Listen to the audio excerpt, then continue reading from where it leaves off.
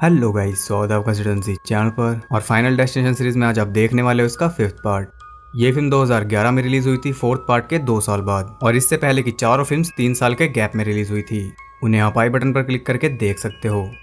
इसे डायरेक्ट किया है स्टीवन कोएल ने। ये इस फ्रेंचाइज की अब तक की लास्ट फिल्म है।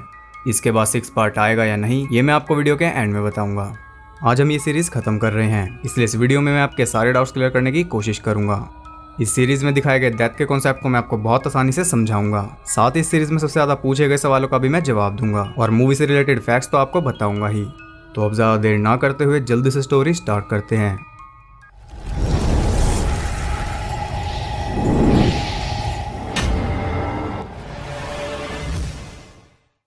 मूवी के स्टार्ट में हम देखते हैं सैम लॉटन को, जो कि अपने कलीग्स के साथ कंपनी रिट्रीट पर जा रहा था।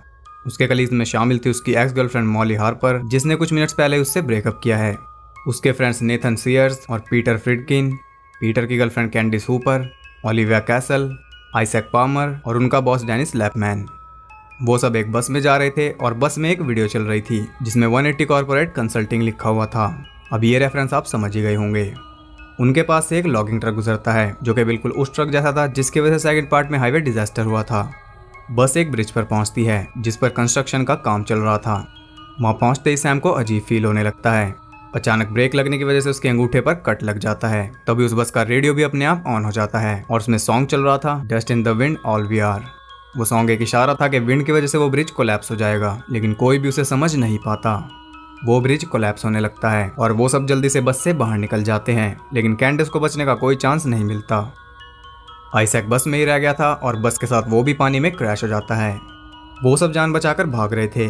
सैम किसी तरह मॉली को सेफली दूसरी साइड पहुंचा देता है। तभी वो देखता है कि ओलिविया को भी मदद की जरूरत है। वो उसकी हेल्प करता है, लेकिन बिना चश्मे के उसे ठीक से दिखाई नहीं दे रहा था, और इसी वजह से वो ब्रिज से नीचे पानी में गिर जाती है। लेकिन वो भी जिंदा थी और एक असर पूरी करने के लिए एक कार सीधा उसके ऊपर गिर जाती है। डेनिस और नेथन दोनों भाग रहे थे। तभी नेथन को एक केबल उड़ा देती है। डेनिस भी ब्रिज पर लटक चुका था, लेकिन उसने हिम्मत नहीं हारी थी। तभी उसके ऊपर तार पुल गिर जाता है और वो हिम्मत हारने पर मजबूर हो जाता है। एक पल में ही वो पूरा ब्रिज पानी में समा गया था। पीटर और सैम दोनों रेलिंग पर लटके हुए थे और ऊपर चढ़ने की कोशिश कर रहे थे। तभी एक ट्रक बिल्कुल एज पर आ जाता है और उसमें से सरिये निकलकर सीधा पीटर के आर पार हो जाते हैं। सैम हिम्मत करके ऊपर चढ़ रहा था, लेकिन उस ट्रक के पास सैम के लिए भी कुछ था। सैम भी मारा जाता है और तभी उसकी आंख खुल जाती है।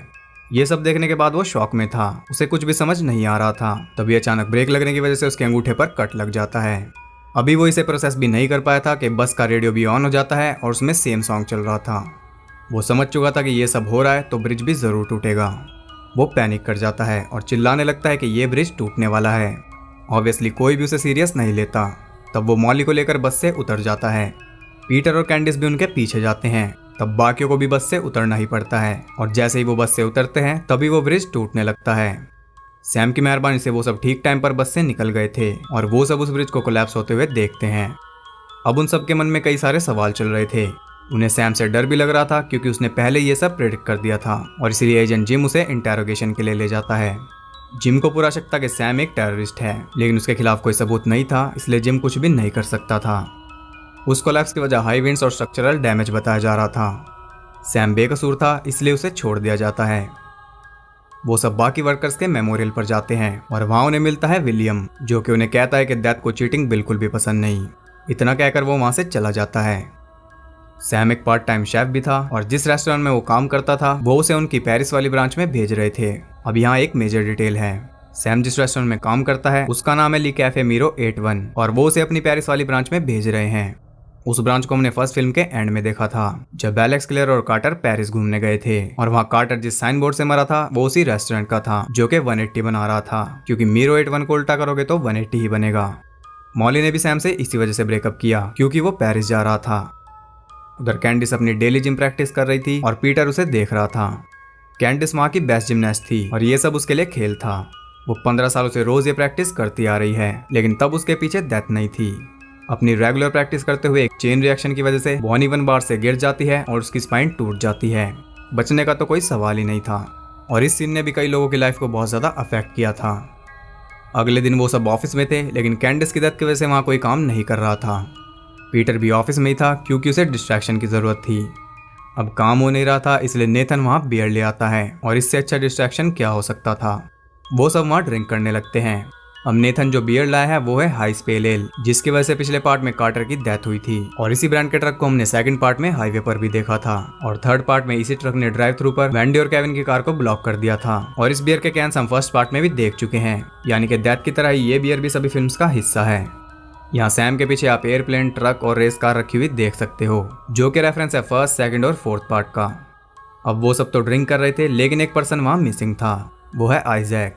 आइजैक अपने फेलो डेड कलीग्स को रिस्पेक्ट पे कर रहा था, उनका सामान चुराकर।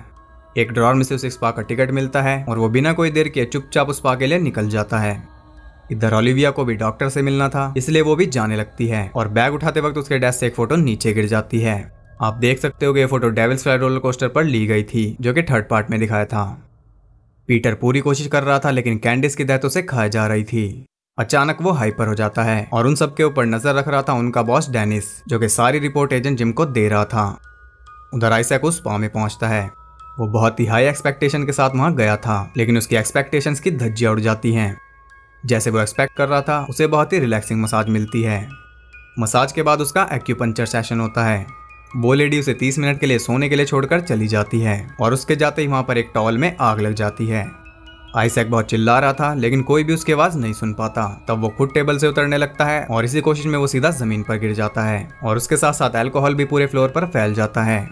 सारी नीडल्स उसकी बॉडी में घुस चुकी थी। फिर भी वो किसी तरह हिम्मत करके दरवाजे तक पहुंचता है, लेकिन तभी उसका फोन बजने लगता है और वाइब्रेशन की वजह से एक कैंडल नीचे गिर जाती है, जिससे फ्लोर पर आग लग जाती है। लेकिन वो आग से बच जाता है। आग से उसे कोई नुकसान नहीं पहुंचा था, मरता तो वो एक लाफिंग बुद्धा से है। उधर ऑफिस में सैम और मॉली एक साथ बैठे थे। सैम मॉली को उसके साथ पेरिस चलने के लिए कहता है और वो उससे पैचअप कर लेती है। तभी पीटर उनके पास आता है और उन्हें आइजैक की डेथ की खबर देता है। वो सब जल्द से जल्द उस स्पा पर पहुंचते हैं और वहां उन्हें फिर से विलियम दिखाई देता है। सैम को लग रहा था कि वो उनका पीछा कर रहा है और वो सीधा जाकर उससे पूछ ही लेता है। विलियम उन्हें बताता है कि उसका काम ही ऐसा है कि जहाँ पर डेथ होती है वहां उसे जाना ही पड़ता है। सैम उससे पूछता है कि उनके साथ हो क्या रहा है। विलियम उन्हें डेथ का पैटर्न समझाता है और वही सब बताकर चला जाता है जो हम पिछले 4 पार्ट्स में देख चुके हैं। अब वो भी सब कुछ समझ चुके थे, बल्कि वो एक चीज एक्स्ट्रा ही समझे थे। उनके हिसाब से अगर वो किसी और को मार देंगे तो डेथ की लिस्ट में उनकी जगह वो चला जाएगा और उस मरने वाले की उम्र उन्हें मिल जाएगी। इस तरह से वो अपनी लाइफ उसे दे देंगे और उसकी लाइफ खुद जिएंगे। लेकिन अपनी जान बचाने के लिए किसी दूसरे की जान कोई बेरहमी ले सकता है। सैम उन्हें यह भी बता देता है कि वो सब मरेंगे, लेकिन मॉली नहीं मरेगी, क्योंकि वो ब्रिज कोलैप्स में नहीं मरी थी। ये सुनकर पीटर के हाव भाव बदल जाते हैं, क्योंकि ये वही वाली बात है कि कैंडिस क्या मॉली से कम थी जो वो मर गई और मॉली नहीं मरेगी। वो गुस्से में वहां से चला जाता है। अब उन्हें सब कुछ पता चल चुका था, लेकिन जिसे नहीं पता था वो है ओलिविया, और सैम और मॉली सीधा उसी के पास जाते हैं उसे बताने। ओलिविया अपनी आंखों का लेजर ट्रीटमेंट करवाने गई थी। जैसा कि आपको पता ही है कि बिना चश्मे के उसे कुछ भी दिखाई नहीं देता और इसी वजह से उसकी जान भी गई थी। डॉक्टर सब कुछ सेटअप कर रहा था और ओलिविया ने अपने हाथ में एक टेडी बेयर लिया हुआ था, जिसे वो घबराहट में दबा रही थी। इसी वजह से उस टेडी की एक आंख निकलकर गिर जाती है। डॉक्टर ऑलमोस्ट रेडी था, तभी वो देखता है कि उसके पास इनकम्प्लीट फाइल है। वो ओलिविया को वैसे ही छोड़कर फाइल लेने चला जाता है और उसके जाते ही उस मशीन में शॉर्ट सर्किट हो जाता है, जो कि अभी तक की सभी फिल्म्स में हुआ है। डेथ और बियर की तरह ये भी जरूरी है और उसकी वजह से उस लेजर की इंटेंसिटी बढ़ने लगती है। वो नॉन स्टॉप बढ़ती ही जा रही थी और ओलिविया की घबराहट भी। वो उसके रिमोट से उसे बंद करने की कोशिश करती है, लेकिन उसका हाथ लगने से रिमोट नीचे गिर जाता है और उसका स्टार्ट बटन दब जाता है। वो लेजर अपना काम शुरू कर देती है और सीधा ओलिविया की आंख जला देती है। एक आंख के बाद वो दूसरी पर शिफ्ट होती है। तब ओलिविया अपना हाथ आगे करके दूसरी आंख को बचाती है। इससे पहले कि वो उसे पूरी तरह जला दे, वो किसी तरह उस मशीन से उतर जाती है और तभी सैम और मॉली भी वहां पहुंच जाते हैं। लेकिन इससे पहले कि वो कुछ कर पाते, ओलिविया का पैर उस टेडी की आंख पर पड़ता है और वो सीधा विंडो से निकलकर एक कार पर गिरकर मर जाती है और उसकी आंख भी बाहर निकल जाती है। अब बात करते हैं कुछ डिटेल्स की। ऑफिस में ओलिविया से एक फोटो नीचे गिरी थी और उसका कांच टूट गया था। अब कांच टूटना तो बैड लक होता ही है, लेकिन वो कांच सीधा उसकी आंख पर पॉइंट कर रहा था, उसी आंख पर जो बाहर निकल गई। और ब्रिज कोलैप्स में ओलिविया अपने ऊपर कार गिरने की वजह से मरी थी। रियल में वो कार के ऊपर गिरने से मरी। वहां पर एजेंट जिम आता है और वो फिर से सैम से सवाल जवाब करने लगता है। तब सैम उसे ये डेथ वाली सारी बात बता देता है, जिस पर कोई भी विश्वास नहीं कर सकता था। अब ओलिविया के बाद बारी थी नेथन की। वो काम पर वापस जा चुका था। वहां एक कोवर्कर रॉय कार्सन से उसका झगड़ा हो जाता है। नेथन को पता चल चुका था कि उसके ऊपर एक हुक गिरने वाला है, जो कि ऑब्वियसली उसकी डेथ का कारण बनेगा। अब यहाँ उसके दिमाग में डेथ को चीट करने वाली बात आती है और वो रॉय को उस हुक के नीचे धक्का दे देता है, जिससे उसकी जगह रॉय मर जाता है और ये पूरी तरह एक एक्सीडेंट लगता है। रॉय की डेथ की न्यूज पीटर डेनिस को देता है और साथ ही वो उसे डेथ के डिजाइन के बारे में भी बता देता है क्योंकि वो भी एक सर्वाइवर है। डेनिस उसकी किसी भी बात पर यकीन नहीं करता, उल्टा वो उसकी सारी बातें एजेंट जिम को बता देता है। वो सब नेथन के पास जाते हैं जो कि अभी भी डेथ वाली जगह पर ही था। वहाँ पीटर उससे सवाल करता है कि क्या ये सिर्फ एक एक्सीडेंट था या उसने जानबूझकर रॉय को मारा अपनी डेथ टालने के लिए। नेथन एडमिट कर लेता है कि उसने रॉय को मारा है। अब अगर उनकी थ्योरी सही है तो नेथन ने अपनी लाइफ रॉय को दे दी और खुद रॉय की लाइफ ले ली, और अगर ऐसा है तो अगली बारी है डेनिस की। तभी वहाँ डेनिस आ जाता है और उसके आते ही एक रेंच सीधा उसके चेहरे में घुस जाता है, यानी कि उनकी थ्योरी बिल्कुल ठीक है। डेथ से बचने के लिए ऐसा किया जा सकता है। हर फिल्म में सर्वाइवर्स ने अलग अलग थ्योरी बनाई थी, किसी की थ्योरी सही निकली और किसी की गलत, और ये थ्योरी सच में बहुत अच्छी है। अगर इसे पिछली मूवीज में भी इम्प्लीमेंट किया जाता तो वो और भी ज्यादा इंटरेस्टिंग बन सकती थी। किसी को अपनी लाइफ दे दो जो कि ऑलरेडी खत्म है और उसकी लाइफ ले लो। Nice concept. रात को सैम अपने काम पर जाता है और उसने मॉली को वहाँ डिनर के लिए बुलाया था, लेकिन वो वहाँ अकेले नहीं थे। एजेंट जिम उनके ऊपर नजर रख रहा था। वो दोनों डिनर एंजॉय कर रहे थे, तभी वहाँ पीटर आ जाता है और आपको पता ही है कि अगला नंबर उसी का है।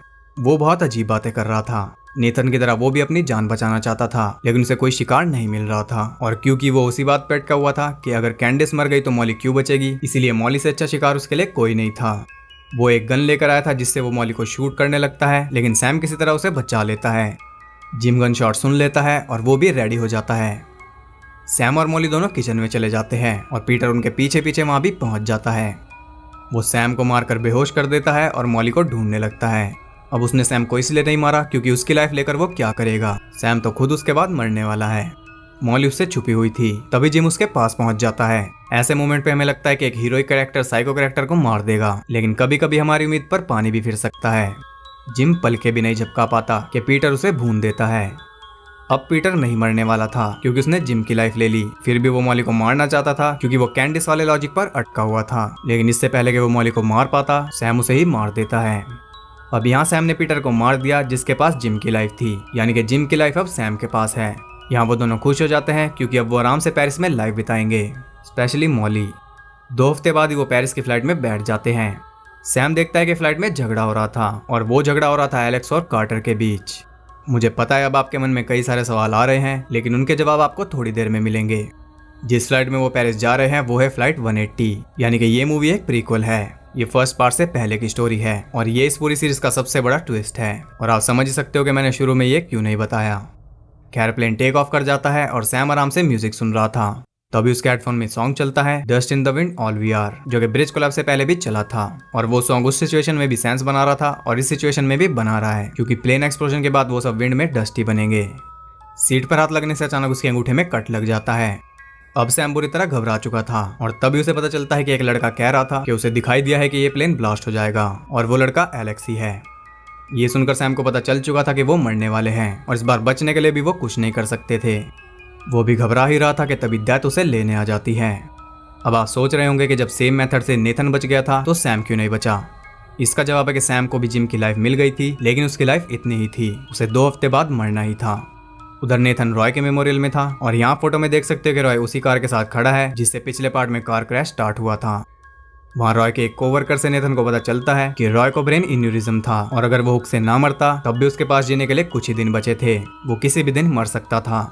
उसके कहने की देर थी कि तभी फ्लाइट 180 का लैंडिंग गियर सीधा नेथन के ऊपर गिर जाता है, और डेथ के मास्टर प्लान के साथ यहाँ ये मूवी एंड हो जाती है। अब इसे हम डेथ के पुराने कॉन्सेप्ट से भी जोड़ सकते हैं कि डेथ ने नेथन को स्किप किया और एंड में वो उसे ले गई, या फिर हम इसे न्यू कॉन्सेप्ट से भी जोड़ सकते हैं जो कि मुझे ज्यादा पसंद आया। लेकिन अभी भी एक सवाल बचा है कि मॉली क्यों मारी गई। वैसे उसके मरने के बाद पीटर की आत्मा को जरूर शांति मिली होगी। वो इसलिए मरी क्योंकि ब्रिज कोलैप्स में भी वो मारी जाती है। सैम के मरते ही उसका विजन खत्म हो गया था, इसलिए वो मॉली को मरते हुए नहीं देख पाया। बिल्कुल जैसे फर्स्ट फिल्म में एलेक्स के मरते उसका विजन खत्म हो गया था, लेकिन फ्लाइट में उसके पीछे भी लोग बैठे थे और वो सब भी एक्सप्लोजन में मारे गए थे। सिंपल वर्ड्स में जिसे प्रेमोनिशन होता है, वो सिर्फ खुद से पहले की ही डेथ देख पाता है। उसके मरने के बाद जितने भी लोग मरते हैं वो उन्हें नहीं देख पाता। और इस मूवी को देखते वक्त कोई भी एक्सपेक्ट नहीं कर सकता था कि एक प्रीक्वल होगा और सीधा फर्स्ट फिल्म के डिजास्टर से कनेक्टेड होगा। अब आप देख ही सकते हो कि ऐसी स्टोरी लिखने के लिए कितना दिमाग चाहिए। खैर, ये ट्विस्ट तो हमें एंड में पता चलता है, लेकिन इसके कई सारे क्लूज हमें फिल्म में दिखाए गए थे। जैसे आइजैक के स्पार्टिकट में डेट थी 2001 की, जो कि एक बहुत ही बड़ा क्लू था। आइजैक का फोन भी मोटोरोला स्टारटेक था, जो कि 1996 के हाई एंड फोन्स थे, और ये भी एक क्लू था क्योंकि ये मूवी बनी है 2011 में। लेकिन इस मूवी में कई सारे रेफरेंस भी दिए गए ताकि हमें जरा भी शक ना हो। यानी कि अब तक जितनी बार भी हमें 180 दिखा है इस पूरी सीरीज में, उसका रेफरेंस फ्लाइट 180 नहीं है, बल्कि 180 मतलब है डेथ के सिग्नल का। इस मूवी का बजट था $40 मिलियन और इसने $158 मिलियन का बिजनेस किया था, जो कि इस फ्रेंचाइज की सेकंड हाईएस्ट ग्रोसिंग मूवी बनाता है। मूवी को हद से ज्यादा पॉजिटिव रिव्यूज मिले थे और इस फ्रेंचाइज की ये पहली मूवी है जिसे इतने अच्छे रिव्यूज मिले। फिल्म को इसके प्लॉट, CGI, डेथ सीन्स और डार्क टोन के लिए प्रेज किया गया। इस सीरीज में ऐसी फिल्म की ही जरूरत थी, लेकिन इतनी सक्सेस मिलने के बाद भी अभी तक इसके आगे कोई और मूवी नहीं आई है और इसी के बारे में मैं आपको डिटेल दे देता हूँ। इसका अगला पार्ट बन रहा है और जरूर आएगा, क्योंकि उसका पेज IMDb पर भी आ चुका है। मूवी के बारे में रूमर्स हैं कि वो एक रीबूट होगा और इस फ्रेंचाइज को एक नए सिरे से शुरू करेगा। उसमें में फर्स्ट रिस्पांस टीम दिखाई जाएगी, जैसे पैरामेडिक्स, फायर फाइटर्स और पुलिस ऑफिसर, जिनके एक डिसीजन के ऊपर लाइफ और डेथ डिपेंड करती है। और मेरे हिसाब से इस फ्रेंचाइज का रिबूट इससे बेहतर नहीं हो सकता। अब इस फिल्म की कोई अपडेट नहीं आ रही है, लेकिन होपफुली नेक्स्ट ईयर तक रिलीज हो जाएगी। अब बात करते हैं सीरीज के ऊपर। सभी कंफ्यूज है कि इसमें डेथ चाहती क्या थी। अगर उसे लोगों को मारना ही था तो वो उन्हें प्रेमोनिशन दिखाकर बचाती क्यों थी। तो इसका कोई रीजन हमें फिल्म मेकर्स ने तो नहीं दिया, लेकिन मैं आपको रीजन जरूर दूंगा। पहला रीजन ये हो सकता है कि डेथ प्रेमोनिशन नहीं दिखाती, ये काम कोई गार्डियन एंजल या कोई और करता होगा। लेकिन अगर डेथ ही प्रेमोनिशन दिखाती है तो इसका रीजन भी है मेरे पास। इसे आप एक एग्जाम्पल से समझो। मान लो कि आप कैरम में चैंपियन हो, इसमें आप मास्टर हो और आपको सारे शॉट आते हैं। अब आपके सामने एक गोटी है जो कि आराम से सीधे शॉट में जा रही है, लेकिन आप उसे सीधे सीधे नहीं ले जाना चाहते क्योंकि वो आपको बोरिंग लग रहा है। आप एक चांस लेते हो और कोई दूसरा शॉट ट्राई करते हो जिससे गोटी जाने के बिल्कुल भी चांस नहीं है। स्टिल आप उसे ट्राई करते हो क्योंकि आपको पता है कि अगर वो नहीं गई फिर भी बाद में आप उसे आराम से ले जाओगे। कैरम बोर्ड से तो वो बाहर जा नहीं सकती। अब यहाँ मास्टर प्लेयर डेथ है और गोटी है ये इंसान। जब डेथ अपने रेगुलर तरीके से बोर हो जाती है तब वो चांस लेती है, क्योंकि उसे पता है कि ऐसे नहीं तो वैसे वो जान ले ही लेगी। इंसान कैरम बोर्ड यानी कि दुनिया से बाहर तो नहीं जा सकता। तो यही है इस सीरीज में डेथ का कॉन्सेप्ट। खैर, डेथ का एग्जाम्पल इस सीरीज पर बेस्ड है और ये मुझे इसीलिए बताना पड़ रहा है ताकि कोई बुद्धिमान इसे रियल लाइफ से रिलेट करके कमेंट में गालियां ना देने लगे। अब मैं आपके कुछ सवालों के जवाब भी दे देता हूँ। तो सबसे ज्यादा पूछा जाने वाला सवाल ये है कि क्या टोनी टॉड ही डेथ है? तो इसका जवाब है नहीं। फिल्म मेकर्स टोनी टॉड ने खुद कंफर्म किया है कि उनका डेथ से कोई लेना देना नहीं है। वो एक मोटिशियन है और वो रोज डेथ को देखता है, इसीलिए वो उसके बारे में जानता है। अगला सवाल जो सबसे ज्यादा पूछा जाता है वो ये है कि जब इन लोगों को मरना ही है तो वो अपनी जान बचाने के लिए इतनी भाग दौड़ क्यों करते हैं? तो इसका जवाब है ह्यूमन नेचर। ये बेसिक ह्यूमन नेचर है। इंसान हमेशा नेगोशिएट करता है हर एक चीज से। वो आखिर तक कोशिश करता है कि सब कुछ उसके हिसाब से हो जाए। अब रियल लाइफ में सबको पता है कि एक ना एक दिन उनकी डेथ होनी है, लेकिन अगर हमें पहले ही पता चल जाए कि हमारी डेथ कैसे होगी तो हम मरने का इंतजार थोड़ी ना करेंगे। डेफिनेटली हम बचने की कोशिश करेंगे। ये तो वो बात हो गई कि एग्जाम से पहले आपके पास क्वेश्चन पेपर आ जाए और आपको कि मैं तो चीट नहीं करूंगा। तो आई होप आपके डाउट्स क्लियर हो गए होंगे। अब बात करते हैं इस फिल्म से जुड़े इंटरेस्टिंग फैक्ट्स के बारे में। इस पूरी फ्रेंचाइज का सबसे लॉन्गेस्ट डिजास्टर सीन इसी फिल्म में दिखाया गया है। ब्रिज कोलैप्स पूरे 4 मिनट 44 सेकंड्स का है। जिस कंपनी में वो सब काम करते थे उसका नाम था प्रीसेज पेपर्स। प्रीसेज का मतलब होता है एक साइन या वार्निंग कि कुछ बुरा होने वाला है। फोर्थ फिल्म को छोड़कर टोनी टॉड बाकी सभी फिल्म्स में है। थर्ड फिल्म में उन्होंने डेविल्स फ्लाइट के डेविल की आवाज दी थी। इस फिल्म में एक डेथ वाटर पार्क में भी प्लान की गई थी, लेकिन बाद में उस लोकेशन को रिजेक्ट कर दिया गया। माइल्स फिशर के न्यू रोमांस नाम के सॉन्ग की वीडियो में फाइनल डेस्टिनेशन 5 की कास्ट को लिया गया है। वीडियो फाइनल डेस्टिनेशन स्टाइल की है और उसे आप यूट्यूब पर देख सकते हो। बाकी सभी फिल्म्स की तरह इस फिल्म के कैरेक्टर्स के नाम भी हॉरर डायरेक्टर्स के नाम पर रखे गए हैं। पीटर फ्रिडकिन रेफरेंस है द एग्जॉर्सिस्ट के डायरेक्टर विलियम फ्रिडकिन का। कैंडी सुपर रेफरेंस है द टेक्सास चेनसॉ मैसेकर के डायरेक्टर टॉबी हुपर का। ओलिविया कैसल रेफरेंस है हाउस ऑन द हॉन्टेड हिल के डायरेक्टर विलियम कैसल का। प्रोड्यूसर्स ने कहा था कि ये फिल्म बहुत ज्यादा डार्क होगी, क्योंकि फोर्थ फिल्म डार्कर टोन से हटकर कॉमेडिक टोन पर चली गई थी। इस फिल्म को फर्स्ट फिल्म जैसा बनाने की कोशिश की गई है, क्योंकि वो बहुत ज्यादा डार्क थी। इस सीरीज में टोटल 37 डेथ सीन्स हैं, मेन डिजास्टर्स को हटाकर। अगर डिजास्टर्स को मिला लिया जाए तो दैट जेसन का किल रिकॉर्ड भी तोड़ देगी। हॉरर हिस्ट्री में सबसे ज्यादा किल्स जेसन के नाम पर हैं। ये इस सीरीज की पहली फिल्म है जिसे IMAX फॉर्मेट में रिलीज किया गया था। ब्रिज कोलैप्स सीन को बहुत ही ज्यादा क्लेवरली शूट किया गया था। उसमें मोस्टली ग्रीन स्क्रीन और ग्रीन मैट्स का यूज किया गया है, लेकिन अगर आप शूटिंग देखोगे तो आप भी इंप्रेस हो जाओगे। शूटिंग की वीडियो आपको यूट्यूब पर मिल जाएगी। ये थर्ड फिल्म है जिसमें एक लड़के को प्रेमोनिशन होता है और इस सीरीज की ये दूसरी फिल्म है जिसे 3D में रिलीज किया गया। जिस स्पा में ऐसे की डेथ हुई थी उसका नाम था मिंग युन। चाइनीज में इसका मतलब होता है डेस्टिनी। इस फिल्म के स्पेशल एडिशन में बताया गया है कि फ्लाइट 180 सीन को शूट करने के लिए फर्स्ट फिल्म के एक्टर्स को वापस बुलाया गया था, जबकि ये बिल्कुल गलत है। उस सीन में सब ग्रीन स्क्रीन का कमाल है। इस मूवी में भी कई सारी डेथ रियल लाइफ इंसिडेंट से इंस्पायर्ड है। ब्रिज कोलैप्स इंस्पायर्ड है टकोमा नैरोस ब्रिज से, और कोई एक्यूपंक्चर से भी मारा गया था। वो अपने टेबल से गिर गया था जिस वजह से नीडल उसके दिल में घुस गई थी। ये इस सीरीज की तीसरी फिल्म है जिसमें सभी सर्वाइवर्स मारे गए, और यही इकलौती फिल्म है जिसमें वो लोग भी मर गए जो डेथ की लिस्ट में नहीं थे, जैसे एजेंट जिम और रॉय कार्सन। हॉरर मूवीज में हमेशा से एक कॉमन बिलीफ रहा है कि ब्लैक पीपल सबसे पहले मरते हैं, लेकिन इस मूवी में नेथन सबसे लास्ट में मरता है। तो ये थे इस फिल्म से जुड़े इंटरेस्टिंग फैक्ट्स। अगर आपको ये वीडियो और मेरे एफर्ट्स पसंद आए तो वीडियो को एक लाइक और कमेंट जरूर करना, और ऐसी और वीडियोस देखते रहने के लिए चैनल को सब्सक्राइब करके बेल नोटिफिकेशन को ऑल पर सेट कर लो, ताकि नोटिफिकेशन 180 सेकंड्स बाद ना पहुंचे। लेटेस्ट मूवी न्यूज़ और फैक्ट्स जानने के लिए आप मुझे इंस्टाग्राम पर फॉलो कर सकते हो, वहाँ आपको बहुत कुछ एक्स्ट्रा जानने के लिए मिल जाएगा, लिंक डिस्क्रिप्शन में है। तो ये सीरीज होती है यहाँ पर एंड, जब तक कि इसका नेक्स्ट पार्ट नहीं आता, और जब भी वो आएगा आपको इस चैनल पर देखने के लिए मिल जाएगा। तो मैं जल्दी मिलता हूँ अगली वीडियो में, तब तक के लिए सबको बाय।